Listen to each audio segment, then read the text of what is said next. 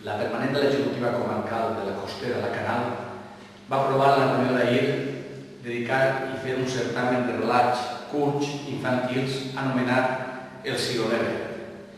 En l'any en què l'Acadèmia Valenciana de la Llengua ha dedicat al nostre poeta il·lustre Vicent Andrés Tellers, un dels més grans que hem tingut en el nostre país, en la nostra llengua, esta és una manera de fer el nostre xocotet homenatge a este gran autor i a este gran poeta valencià. El certamen vol que d'alguna forma sigui el compromís de tots nosaltres per la llengua que parlem, per el país en què vivim i per els homes i dones que viuen en els nostres pobles i en les nostres ciutats. D'altra manera, vulguem incorporar els valors que defensem, els valors de la cultura en llibertat, d'educació pública i gratuïta i de qualitat. La presentació pública es realitzarà en la Pobla de Bolbait i abans que acabi el curs escolar. D'esta mateixa manera podrà participar tot el món educatiu en aquest certamen.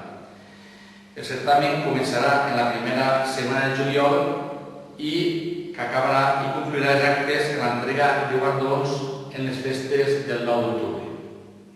D'aquesta manera, l'executiva comarcal vol fer el seu xocotet homenatge per a tan il·lustre poeta valencià com era Vicent Andrés Tellers.